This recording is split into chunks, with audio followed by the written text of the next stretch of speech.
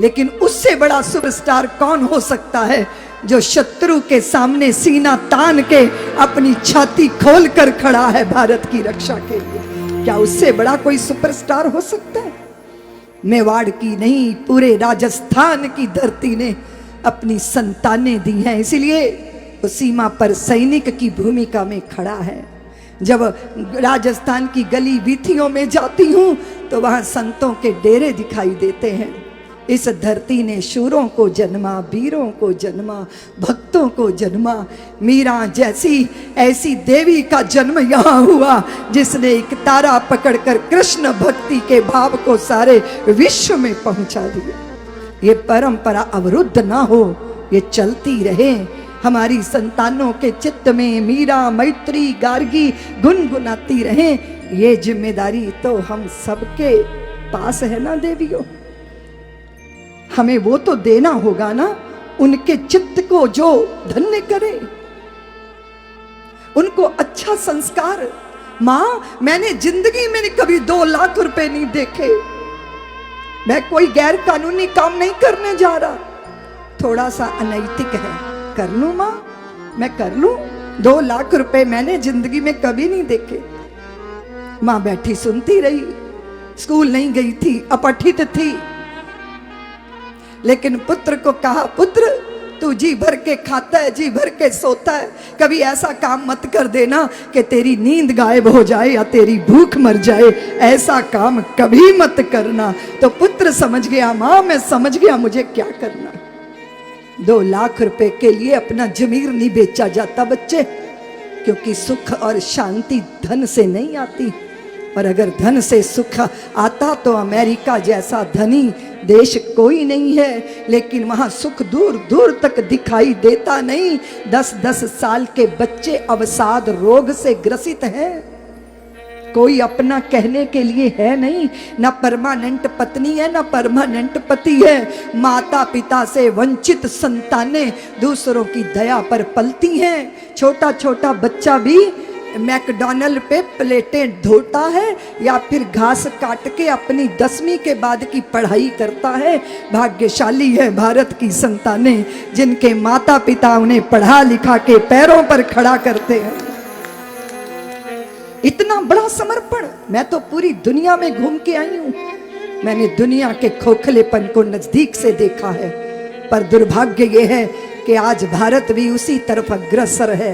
अपने मूल्यों को छोड़कर हम वही पाना चाहते हैं। चमक दमक पर मिटा हुआ है। ऐ बागवा तुझे क्या हुआ है, तू नकली चमक पर क्यों फिदा हो गया।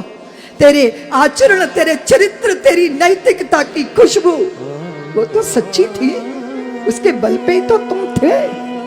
और अगर तुम कहते हो कि हम गरीब थे, नहीं, भारत में जब ह्वेन त्सांग आया चीन से, तरस गया वो पानी पीने को, क्योंकि जहां जहां गया पानी पैर धोने के लिए तो मिला, पर पीने के लिए बड़े लोटे में गौ माता का पीला पीला दूध और उसके ऊपर मिश्री का कटोरा।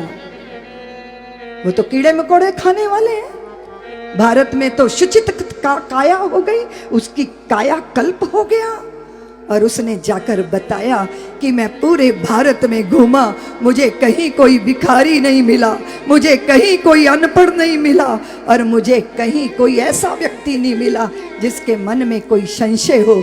मैं भारत गया, भारत के द्वारों पर लिखा रहता है अतिथि देवो भव।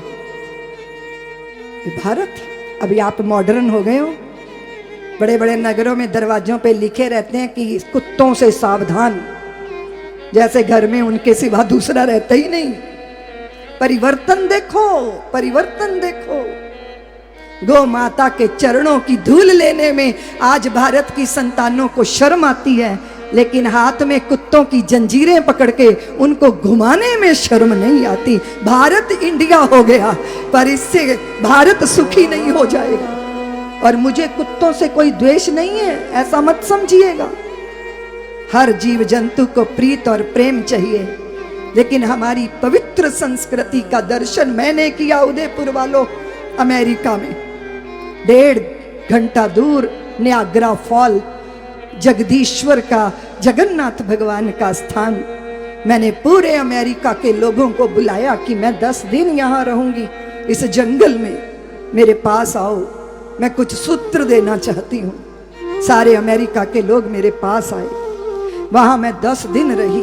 प्रातः 4 बजे उठकर भ्रमण कर रही थी तो एक व्यक्ति मुझे मिला जिसके गले में तुलसी की कंठी थी। वो गोरा था। उसने मुझे जिद की कि दीदी माँ मेरी गौशाला में चलो। मैंने कहा प्रातः मुझे स्नान करना, ध्यान करना, फिर ध्यान की क्लास लेनी है, मुझे जाने दो। नहीं दीदी माँ मेरी गौशाला में चलो। वो मुझे ले गया। रास्ते में उसने बताया कि मैंने शहर छोड़ दिया दीदी माँ, गौओं को पालने के लिए मैंने शहर छोड़ दिया। मैं इस जंगल में रहता हूँ, मेरी पत्नी है, मैं हूँ, 5-7 ऐसे बच्चे हैं जिनके माँ पिता नहीं हैं, 8-9 गौ माताएं हैं, 24 बिल्लियाँ हैं, कुछ कुत्ते हैं, कुछ बकरे हैं, कुछ मुर्गे हैं। मैं उसके गौशाला में गई और जैसे ही मैं गौशाला में गई तो वहाँ उसने बिजली का कनेक्शन नहीं लिया हुआ था। हाथों से वो सब सेवा करते, दोनों पति पत्नी। तो मैंने कहा कि मैं गैया का दूध दूंगी। और जैसे ही मैं गैया के थन के पास बैठी और फिर मैंने गुनगुनाना शुरू किया, श्री कृष्ण गोविंद हरे मुरारे, तो गौ माता के थन को हाथ नहीं लगाना पड़ा, चारों थनों से दूध की धाराएं बहने लग गई। एक बड़ा सा डिब्बा उसके नीचे रखा, वो भर गया, दूसरा रखा, वो भर गया। मैंने कीर्तन करना शुरू किया। सारे कुत्ते बिल्लियां इकट्ठे हो गए, लाइन लगा के बैठ गए, कोई झपट्टा नहीं मार रहा था, सब शांति से बैठे थे, क्योंकि उन्हें पता है कि जो दूध दुहा जा रहा है उसमें हमारा हिस्सा हमें मिलेगा। उन जानवरों के अंदर भी धैर्य था। देख के लगा ये अमेरिका नहीं है, यही भारतवर्ष है, यही भारत। जहां भारत ये भावना है वहीं भारत है। इसलिए भारत मात्र भूगोल का टुकड़ा नहीं है। और जो भारत के विचार को सिर्फ भारत की सीमाओं तक बांधते हैं वो अधूरा सोचते हैं। भारत वही है जहां भारत ये चित्त है, जहां भारत ये मन है। और उसकी बात छोड़ो देवियों, ये आनंद तो मैंने राजस्थान की धरती पर शेखावाटी में लिया। फतेहपुर आई थी मैं और वहाँ पूज्य स्वामी दिनेश गिरी जी, तो वहाँ एक बहुत वृद्ध संत मिले, गुलाब यति। बोले दीदी माँ मेरे गांव आओ। मैंने कहा मैं आती हूँ। मैं गांव गई, गुलाब यति जी के आश्रम में गई शेखावाटी। तो वो एक ललिता नाम की गैया को बोले, ललिता दीदी माँ आई हैं, स्वागत करो। और जैसे ही उन्होंने ये बोला तो गौ माता के चारों थनों से दूध की धारा बहने लगी, पूरी धरती दूध से गीली। ये मैं सतयुग की बात नहीं कह रही, अभी 2-4 साल पहले की बात बता रही। हमारी संवेदना को गौ माता अनुभव करती है, प्रकृति अनुभव करती है। क्या हम अपनी संतानों को बता पाएंगे? मधु मालती से बातें, मेरे को माली ने बताया वात्सल्य ग्राम में कि दीदी माँ ये नींबू इतने साल से लगा रखा है, ये फल ही नहीं देता और इसका झाड़ बढ़े जा रहा है और मैं सोच रहा हूँ इसको काट दूंगा। अरे मैंने कहा ऐसे मत करना। और मैं उस नींबू के पेड़ के पास गई। मैंने कहा मैं परदेश जा रही हूँ, ये दुनिया बड़ी स्वार्थी है, यहाँ कोई फलता नहीं है तो उसकी कदर नहीं होती। तुम क्यों अकेले खड़े हो? अपनी पूरी सामर्थ्य को जगाओ। और जब मैं 2.5-3 महीने बाद वापिस आई तो वो नींबू पूरा नींबुओं के फल से भरा हुआ था। पक्षी भी सुनते हैं, वनस्पतियां भी सुनती हैं, मधुमालती भी सुनती है। बस यही संवेदनशीलता है जो व्रज से प्रकट हुई और सारे संसार में फैल गई।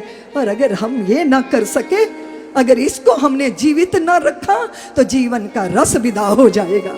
इसीलिए देवियों, रास रासेश्वर कह रहे हैं कि रस जगाओ। माँ के लिए नौछावर होना भी रस है।